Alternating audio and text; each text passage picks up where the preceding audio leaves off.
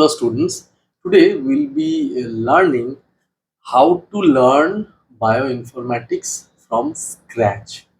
Okay, now this is a part of a talk that I presented in our state conference, rather national conference, all right, Ambicon 2023 last year. This year is definitely coming. A lot of postgraduate students attended my talk and they reached up to me regarding this topic. So I thought of why not giving it to all of you, right, in a public. So the talk is already done in Ambicon, so definitely I have decided to give it a lecture online for you all. So yeah, we can get hold of the first slide. So basically, this is my profile that was last year. After that, things have improved. Okay. Anyway, so the talk of that lecture was exploring the potential of bioinformatics, a beginner's roadmap for medical professionals in data-driven medicine. So here we'll be learning how medical professionals, how doctors can learn bioinformatics, right? Mind it, my topic is how to learn bioinformatics from scratch. I cannot tell you the entire bioinformatic procedure in this 15-20 minute video, right? Because there is a lot of channel, there is a lot of YouTube channel, there is a lot of resources where you can browse for free. Well, today I'll be telling you how to learn. What are those resources, right? So you remember in this iconic movie, Three Idiots, what Amir told, that I am not teaching you engineering, I'm teaching you padhate kaise hai. So we will learn how to learn bioinformatics, right? So all the Farhans and Rajus, if you consider yourself backbenchers in terms of bioinformatics, today is your day, right? So what is bioinformatics? It is actually a multidisciplinary branch of science that deals with biology, three important parts: biology and computer science and statistics, right?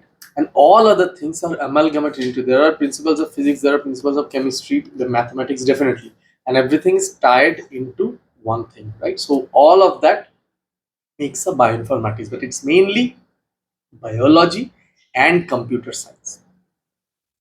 So where from we learn all these things, right? So basically it deals with data, right? It is a branch of data science, right? So where do we get those data? There are multiple ways to get data, right? Number one is to generate our own data by experiments. So we generate some data by experiments and then we apply bioinformatic processes to them to test their validity. Or we can go the other way around. We can get hold of bioinformatic data.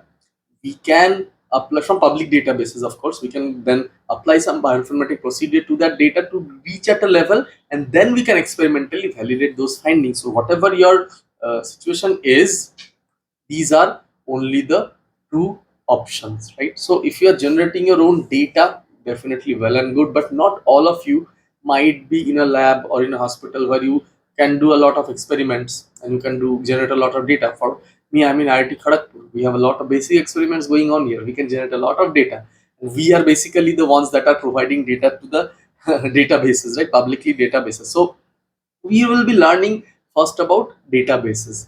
So number one, genetic data we will get from NCBI Gene Bank. At every step, you can pause the video, you can take a note, and you can apply that after the video is done. Okay. So NCBI Gene Bank, and you can also click on the, note down the links. So I'll tell two for both. So number one, NCBI Gene Bank, and number two, UCSC Genome Browser. These are all publicly available. You just write the name and the links will pop up on their own. Okay. Next, protein. So you might not be interested in genomic data. You might be interested in proteomic data. So definitely, again, I'll tell you two resources for proteomic data: RCSB PDB is PDB data bank, very important protein data bank, and UniProt. Every protein will have their own unique ID ascension number. Now, if this video does well, if you all are interested, I can make guides on each and every websites, each and every database, how to navigate them, how to get hold of them, how to generate protein information from them, how to generate FASTA data. It's easy, right? But you can try it on your own, right? A doctor is a genius, I believe. Anyway, so even if you're not a doctor, please mind it, don't take it otherwise. You might be a bioinformatician, you might be a postgraduate student, you might be a medicals, you might be a, what I can say, postgraduate student of basic science, you must be a master student, you may try to know. This will also help you, right? So number one, where to get the data. Now you will know how, right? So there's a lot of data we already got from the database. How you can interpret the data? So number one is develop your own module, script or program. Very important, right? You are proficient enough in coding. Very important part of bioinformatics. You know a lot of codes, you can develop, generate a lot of data on your own. If not, what is the way? So this coding, writing codes or commands is known as CLI, or working on command line interface. Other than CLI, most of you might be knowing, you can use already established platforms. That's what I am here for. That's what this video is for, to tell you what are the available platforms for free. You don't need to spend a dime. So those platforms work on GUI, your graphical user interface. All right. So this will first discuss the harder one, CLI. So if you at all need to learn coding, what all you need to learn, right? Number one, for developing own module, script and program, which are the programs that you need to know.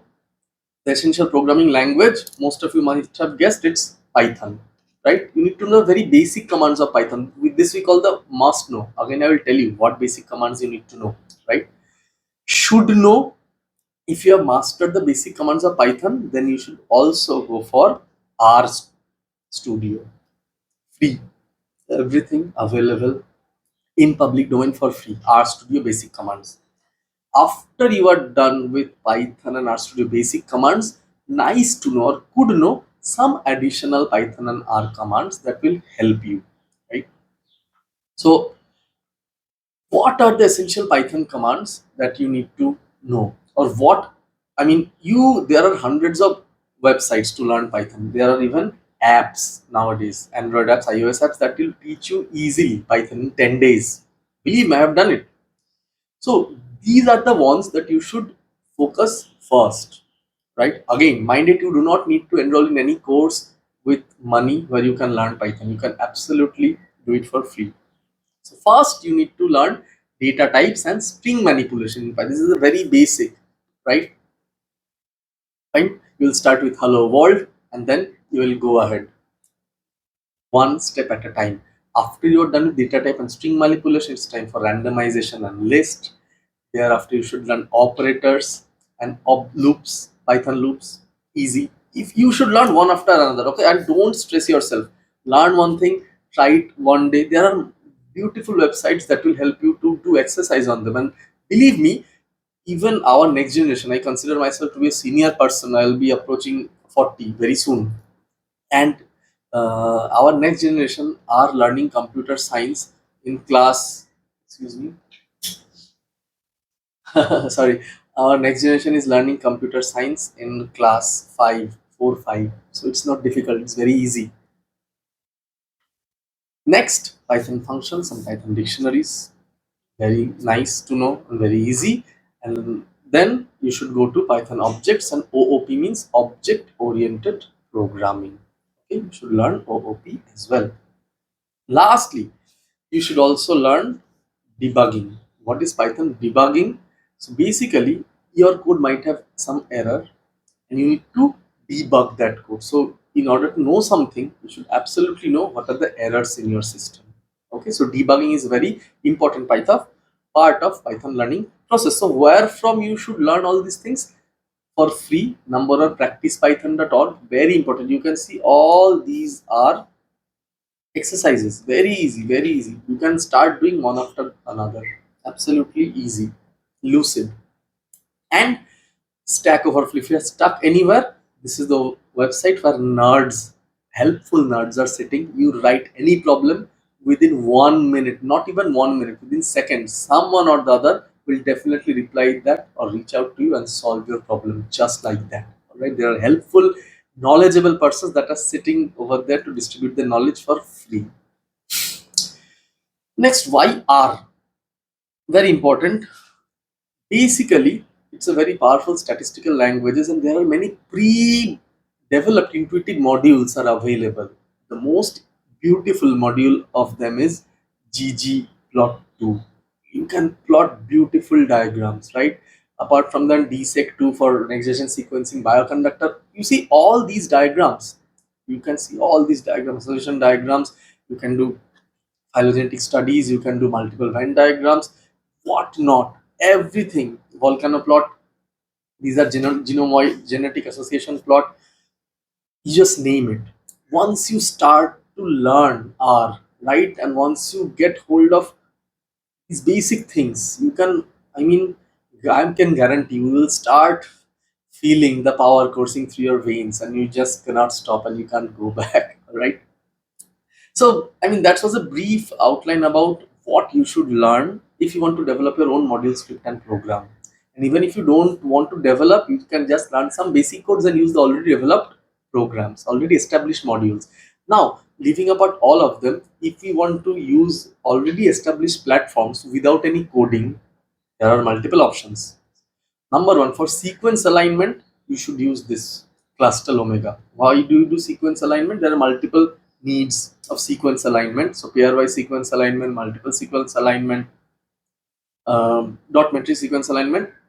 So when we learned, I mean when I learned, it was cluster W and it was command based. All right. See, this was what I learned, command line cluster W. Now it has evolved. It's cluster omega, very easy. You just click, click, click, click, click. You just enter the two sequence that you get from the database data. They will align it simply, very easily for you. So this is cluster omega, which you can easily download in Windows platform. Not, you don't need Linux. Okay.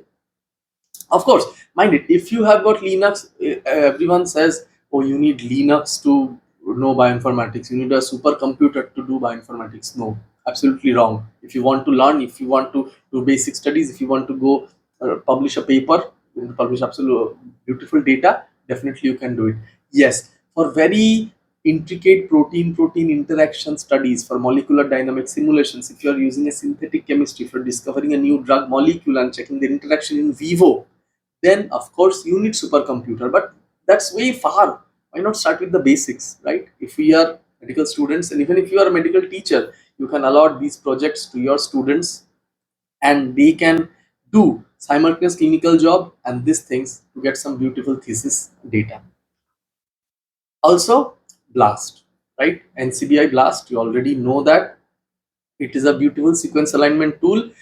Why do we need sequence alignment? Mainly for primer designing, right? So in this context, I should also mention primer 3. If you are designing any primer or hybridization probe, this is the best website. I do have a dedicated guide on primer designing in my channel. If you want to know, you can comment. I will give you the link to that. So you can select everything. You can pick primers, you can set the GC content, you can set the temperature, you can select whatnot, you can set the position. So for those arms and allele specific PCR, if you want to design multiple forward and reverse primers for the wild type and mutant subtypes, you can easily do that in one click. So that was about gene. Now, if you're interested in proteomics, I have got two very important softwares for you that you should learn. Right, number one is PyMol, free to download, works on Python platform, helps us visualizing 3D protein structures. All right, easily you can visualize the protein in ball and stick model, licorice model, what are the alpha helices, where are the interactions occurring, what are the ligand protein interaction, everything you can do it using PyMol. Again, free and again very resource friendly. You can install PyMol in any, even backdated laptop, you can do it. Next, if you want to go for molecular docking, protein-protein interaction, the best software is Autodoc Vina. All right. However, yes, you can download it in the laptop, or you can even use servers, backend servers that run on Autodoc Vina, right? But you should, if you are interested in molecular docking, protein-protein interaction, you should know about Autodoc Vina. So just know this. Even knowing is half of the thing. You can just go to these websites, you can browse what they are doing. This is a lovely interface where we can see how they are interacting using aspartate and alanine bonds. All right, they will show you. If you are interested in these kind of basic experiments, this is your most friendly software. And if you are interested in molecular dynamic simulation, I would suggest Avogadro. There are also other software that help in molecular dynamic simulation. Avogadro is one of the user friendly ones, right? And the see, in today's date, these are the ones. You never know. Tomorrow, any group might come up with their own public domain software, and then Avogadro will become second line, and then you can always use that. I always, prefer and I ask my student to all use the free resources. And just because these are free does not mean these are bad. In fact, they are very good. There are publication in Nature and Science Journal using these softwares only. All right. And if you want an integrated bioinformatic tool, you can use Eugene. This is again from Unipro. So you can do everything in it. You can do annotation of sequences. You can do any multiple NGS data, sequence alignment, phylogenetic tree, visualize 3D structures, and build primers. You name it, you can use Eugene for all. Now you might ask me, sir, if Eugene can do all these things, why do I need to use other softwares? Because you see, these molecular bioinformatic tools are not, unique. They might have got some error. So we always design a primer using 2, 3 different softwares, and then we tally. So whether they are similar or not. If they are quite different, then we need to reconsider our experiment. But most of the cases we see, okay, something designed by one software and we validate using other software and they appear to be good, then you are good to select the primer. You are good to order the company to design your primer, because you designing part is very important. So once you can do a design, but if you are wrong, then those primers will never work and you will never see any amplification data, and all your downstream expenses, consumable and time will be lost. So more than 2 platforms are recommended. So now we have some idea how to use already established platforms at GUI or develop your own module, script and programs in order to learn bioinformatics. Rather, if you do all these things, if you learn only these basic things, you can do phylogenetics, omic study, systems biology, functional annotation, protein structure prediction, right, homology modeling, sequence alignment, and whatnot. And this will help you to focus. So you can try any of these. If you don't know anything at all, you can try any of this and see what draws your attention. Read some journal, read some review article. How did they do it? The moment you find interest in one thing, then you can choose what sub-specialty of bioinformatics you are ready to go into. So either it can be immunoinformatics, it can be gene expression informatics, proteomics, evolutionary biology, genome analysis, everything, every field is going and every phase has got its importance. And believe me, every one of us have to learn this sooner or later. So the more you delay, the more you are falling behind those who are already learning and applying it in their research. Okay, so with this I will end my talk. Again, this is my institute, IIT Kharagpur. I welcome all of you to come here, reach me out, we can do some projects. And that's it for today. I'll see you soon with another video. Till then, bye and take care.